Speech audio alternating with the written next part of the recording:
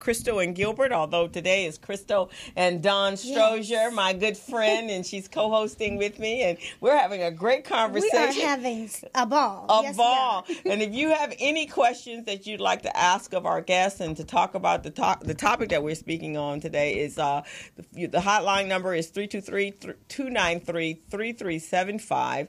That's 323-293-3375. And if you're on our Facebook pages, you actually can see the whole show by going to morrismedialive.com, and we are on YouTube, and we are streaming live from there, and you can see the whole show from there, and you can see the guests. So we just have been joined by the other co-founder of the Manhood Camp, and Mr. Mark Winkler. He just came in from, which doesn't seem like it's a long distance, but today's traffic is probably like driving for 12 days, and he just came from Pasadena. But I do feel for you. Yeah. As I teach a class in Pomona 3 times a week. So you experienced the pain as well. I've experienced the pain of... And it can be as bad for driving from here to West LA. Oh, yeah. Oh, yeah. So it doesn't really matter. You're in Hollywood. That's just as bad. It doesn't matter where you are. So just nothing. So welcome. We're glad to have you. Absolutely, absolutely. Travon was telling us about the program, and we were just having very impressed. Yeah. Oh, thank you.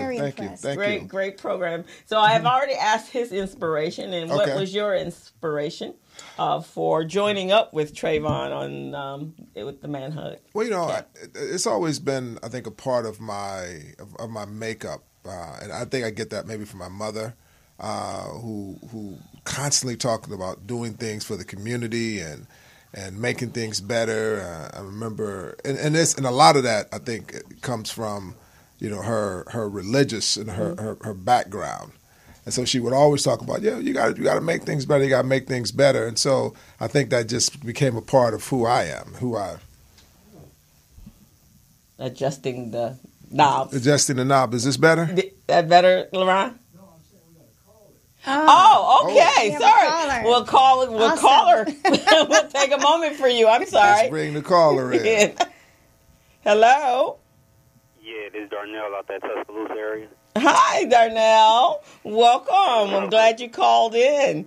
You have a question for us? No, I called in to say what's up to Don.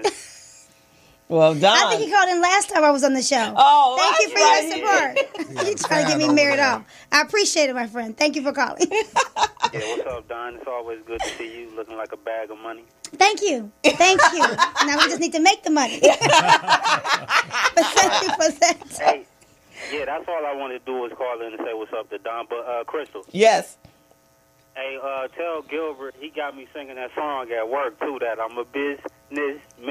This is your fan. Oh, wow. We got to make sure Gilbert gets it copywritten. Yeah, those are his jingles. He is so excited. He's going back into the studio and resuming his Jamaican songwriter mode, Gilly Buchanan. But I will let him know that you're a fan of his. Yes. What do you think about the program? What do you think about the program? I definitely like that one. Okay. Do you watch the program? Yeah, I watch all the time. I jot down my notes and everything. So what do you think about today's guests and what they're offering our community in terms of helping to raise our young men? I just listen to you. I've just been listening to you. Don, you got that way with him, man. You can't Thank you. You can't even hear. And I'm having a bad hair day. I really appreciate you making me feel great. I just turned 48 years young, and I really appreciate that. Hey, now. Thank you for calling, my friend. All right, y'all be good. All right, thank you, Darnell. You got a fan club, girl. So giving back to the community. So giving back to the community, and I found myself in different stages of my life doing that. I think the first big part of my life was when I joined the Nation of Islam, and and when I was in New York, that's where I'm. I'm not going to say I was born in New York because then my wife would probably call and say, "Well, you were born in St. Louis." So, So I'm not. I was He was gonna call me out too.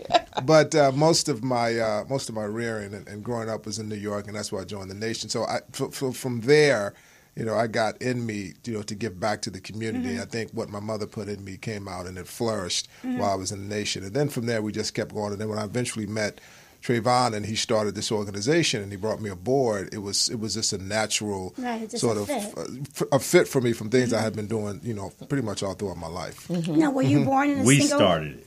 Where we family started. home? Were you born in a single family home? No, actually, I wasn't. I was born. My mother and father were together, but I didn't know them together. Right, so because it was when I was very young, so right. Okay. So for the first 10 years of my life, I lived with my mother. And then my father, came in the picture, and then came back in the picture, and then me and my brother started living in New York, and so from there I grew up in New York, and then visited my mother. Yeah. Oh, okay. So you were raised with your father. I was raised with my pops. Yeah. Okay. Yeah. But it was still, my mother was still very much in my life. Matter of fact, she's out here now in California. But I don't know if you were going like, did I have that single parent experience? So in a way I did. So in working with youth, I can understand those who have been separated from one of their primary parents, and then what that can do. Because even though both of my parents were still very much involved in my life, it was still, it was still difficult. Right. And it was still, I believe it was still somewhat unbalanced, Right. So, yeah. Yeah. And that's exactly what I said, even though my mom was an amazing lady and wore both hats very well, but still it was unbalanced. And I think my younger brother at the time, when we moved out here from New York, I'm from New York, and when we moved out here, trying to find that male role model really shaped what happened to the rest of his life. Sure. So it's very important that both parents are there and both of them are offering a positive experience for their children. Yeah. Because that's your first role model. No, it is. No, I agree 100%, Crystal. And I think, and if you're talking about having that role model, I think for us, both Travon and I, when we were out there and we're working with youth, especially youth who don't have both their parents, we say, hey, look, if since you don't have, especially a father, we're going to be that image for you.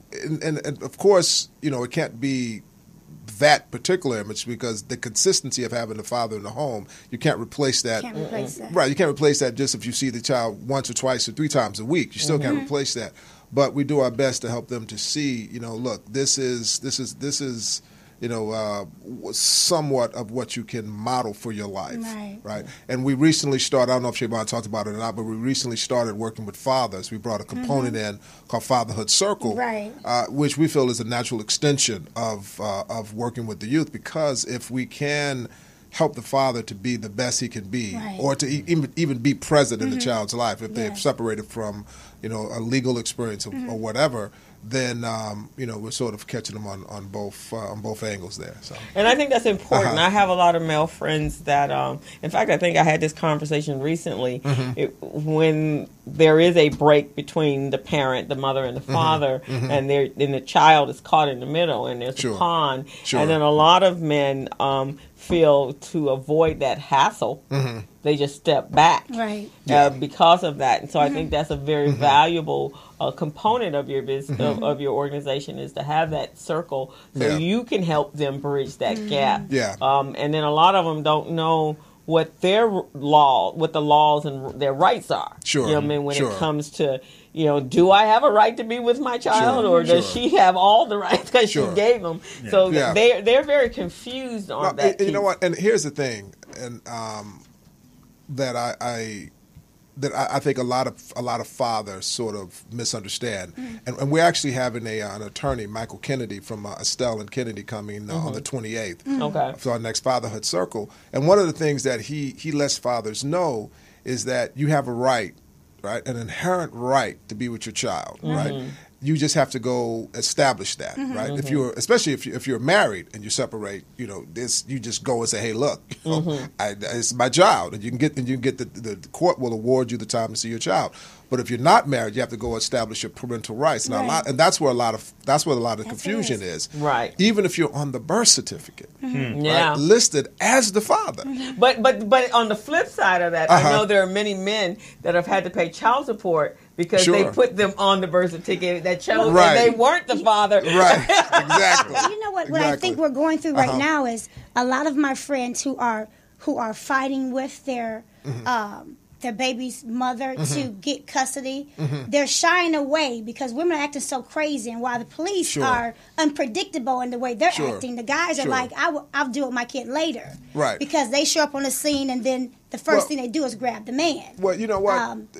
And that's a reality, right? If we look at what's happening in society, right? Two brothers sitting down in Starbucks just enjoying a coffee. They come in, right, and they don't really question, hey, what's going on, right? They just like go jump into action, right? And so the fathers, right, they do get intimidated by the thought of that experience, right? And what happens is eventually their fear overrides their love. But see, it's real though. So what do you say to them? Because this just happened to my girlfriend's son. Sure. So he's the girlfriend goes to the hospital. Sure. She has a bruise. She tells the doctor, "Oh, my boyfriend did it. He jumped on me." They go arrest him immediately, no questions. Sure. Now, never been in trouble. No record whatsoever. Right. Now he's facing 3 years. So he gets a defense attorney. Right. The defense attorney won't answer any of his phone calls. Right. They called him about 10, 15 times. So the mother had to step in and say, I'm going to blast you on the news and every social media as a lawyer if you do not answer my son's phone call. Because they got a videotape of the young girl kicking the his grandmother's window in after she dropped the child off, because they had a videotape of her going up to the boy's job, acting a fool, and leaving the baby right in the middle of the aisle and walking out. Then she said, we have evidence that my son has not harmed her. The defense attorney was saying, just tell him plead guilty. 3 years, plead guilty. We're just going to plead guilty. And they're like, no, I'm not going to plead guilty. Her son was about to plead guilty. But then she said, when she left him that message, the attorney called back. They got him the videotape, and because he had the videotape, now he wants to believe the young man's not guilty. Well, you know what? Then he wants to fight. Now he wants to go ahead and represent him in court. I mean, this is real. Well, you know what? You make some really good points, right? And one of the things that it's a few steps, right? One of the things I encourage fathers to do, right, is to file first, right? Establish that you are a father. Right, you want to continue being in the child's life in spite of you being out of the mother's life, right? Whether you're married or not. So file first, then keep good records, right? You got to keep. I mean, if it's digital records or if it's written records, keep good records. Right. And if it's that kind of angst, if it's to that level, you have to have an established place where you meet, right? If it's at a police station, I mean, I do exchange at police stations. I'm very open about that, right? When I began, I told my daughter when she was 3, we were going to the Magic Castle, right? So, at a certain point, she told me, she said, Daddy, I know this is not the Magic Castle. This is a police station. So you have to protect yourself. But what you have to do, you have to walk through the fear. Right? Because if you don't, unfortunately, there are some mothers that will use that as a tool, right? Or as a weapon, right? But in order to combat that, right? You have to say to yourself, well, I'm going to walk into this fire for my child. Right. And so, go ahead. And see, they don't understand that you're using them as a weapon, but you don't know how you're affecting that child. And that was going to be my question. So now you guys are working with the children. Sure. And what are their input? Because they see this exchange with mommy and daddy. Sure. And it's very difficult to walk away from that. And of course, a child is going to normally, from just natural, take sides with the mom, but it may not always be the mom, and then the child will feel abandoned by the dad because he didn't step up, and that's usually the anger that goes along with that by the time they become teenagers, right? Why didn't you fight for me? This is the reason why we have the Fatherhood Circle, because we want them guys to step in and be that father and go through that fire, because then on the other end, their kids see that, hey, they went through it for me. Right. Can you tell our listening Facebook audience where they can reach you? They're asking how they can reach you. Is there a number or email? Sure. It's a couple of different ways. They can reach us. Our website is www.manhoodcamp.org. Telephone number is 323-596-0933. That's 323-596-0933. And once a month, every fourth Sunday, if you are a father, we are at the Baldwin Hills Mall at the community center at I believe it's 3850. Well, it's on Crenshaw Boulevard, Martin Luther King Boulevard. So it's the Baldwin Hills Mall. But and it's just a correction. It's every fourth Saturday. Every fourth Saturday. Yes. I said Sunday, right? Yeah, so it's every fourth Sunday. So the next one will be April 28th. But Crystal, you made a point. What effect does it have on the child? Well, I think both parents sometimes don't realize the effects on the child, right? They don't realize that there's two armies standing, lobbying fire back and forth. And what's happening is the debris is falling on the child, right? Falling on the child's psyche, his mind, and the behavior that the child will eventually start exhibiting is the behavior of it could be the anger that he sees, it could be the resentment, it could be the fear. If there's fear coming from the father to really engage, it can be disengaging emotionally. So there's a lot. So I think if I had a magic wand. Right? And if I could do anything, I would make parents who fall into this situation realize that what you're doing will so adversely affect the child if you don't make certain changes. Right. Look, everyone's, when you get into a situation and you break up, there's going to be negative feelings. There's going to be things that you feel, but you have to find a way. And it's difficult, but you have to find a way to keep that from the child as much as possible. Yeah, and that's so important because when my parents broke up, I was the oldest at the time, but they had been having problems for years. But because they kept that to themselves, that we never knew that. And it wasn't until I think we moved out here when we were 14 and we left him there and we came here. But my sister and brothers, which could have been to my mom's deficit, because when I came, I understood what was happening, and I understood why she had to take us away because she was actually abused. She was being abused, so she picked us up and said, like, "Okay, I got to get out of here for the best interest of my children." And so, but my sister didn't. She was 2 years younger than I, but she wasn't aware. So then she held that resentment against my mom because she felt my mom had taken her. And it did not change until she got to a place where she was too difficult to handle here. So my mom, since she was craving to be there with her father, sent her back. And then about a year later, she had to go get her and bring her back. But at that point in time, now my sister really understood what was going on, like the rest of us knew what was going on. But it's your child's psyche is so delicate at that age. And now you're forcing them to choose between mommy or daddy. And I don't know who I'm supposed to do, and so now then you have our children that are acting out. And it should never be that. I'm so guilty of trying to help a friend yesterday. He found out some disturbing information about his wife because she didn't present who she really was.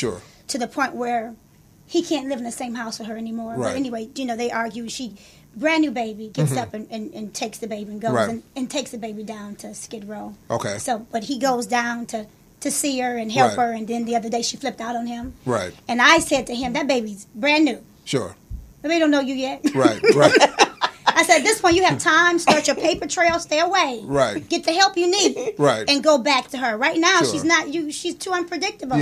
She's. Do you think that was the wrong advice? No. When the baby's small enough right now, enough to the baby's maybe 2-3 years old. Well, I think that. I think what he should do is go establish, if they're not married, go establish his parental rights. Right. I tell any father that. I've told Travon that. I told my friend, another friend who's gone through the experience. I tell anyone, even if you have a beautiful, a beautiful relationship, and you break up, right?